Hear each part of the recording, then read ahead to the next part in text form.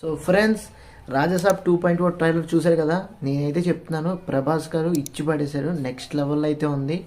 రెండోది వచ్చేసరికి మారుతి గారు ఈ డైరెక్షన్ విషయంలో నెక్స్ట్ లెవెల్లో ఆయన ఈ సినిమాని హర్రర్ ఫ్యాంటసీకి ఒక డెఫినేషన్గా ఒక ఒక సెట్, ఒక ట్రెండ్ సెట్ని అయితే క్రియేట్ చేశారు, అందులో డౌట్ లేదు.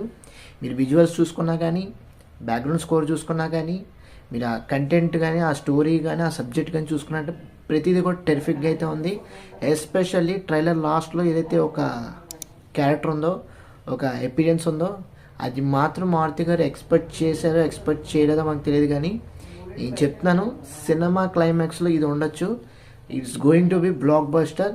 ప్రతి ఒక్కళ్ళు, ఫ్యాన్స్ కానీ, జనరల్ ఆడియన్స్ కానీ, మామూలు సినిమా ఓవరాల్ సినిమా లవర్స్ కానీ ఖచ్చితంగా ఆ సీన్కి అట్రాక్ట్ అయ్యి చాలా బాగా సినిమా అద్భుతంగా విట్నెస్ చేస్తాను నేనైతే అనుకుంటున్నాను. గ్రాండ్ గ్రాండ్ గ్రాండ్ ఎక్స్పీరియన్స్ అయితే పొందుతాను అనుకుంటున్నాను.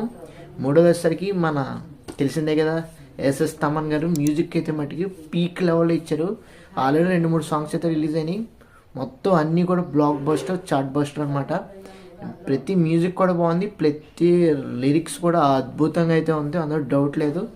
సో తమన్ గారు అయితే ఇచ్చి పడేసి అనుకోండి. ఇంకా ఓవరాల్ సినిమా చూసినట్లయితే మట్టికి బాక్స్ ఆఫీసులు ఎలా ఉంటాయో, అక్కడ సౌండ్ బీట్స్ అనేవి ఎలా ఉంటాయో ఇంకా థియేటర్స్ చూసుకోవాల్సిన విషయం. సో అదే అయితే మట్టికి మనం ఇబ్బంది పడాల్సిన అవసరం లేదు. మ్యూజిక్ అయితే మాత్రం ఇచ్చి పడేశారు.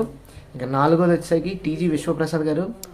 నేను చెప్తున్నాను కదండి, ఆయన ప్రొడక్షన్ వాల్యూస్ అనేవి టాప్ నాచ్లో ఉన్నాయి, టాప్ లెవెల్లో ఉన్నాయి, అందులో డౌట్ లేదు.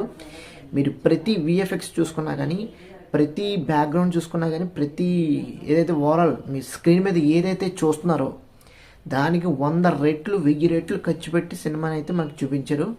అది ఖచ్చితంగా సినిమాలో కనబడుతుంది.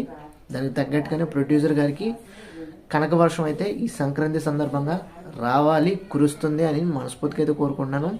సో ఓవరాల్గా ట్రైలర్ అయితే ఫెంటాస్టిక్గా ఉంది, సూపర్గా ఉంది, ఎక్సలెంట్గా ఉంది.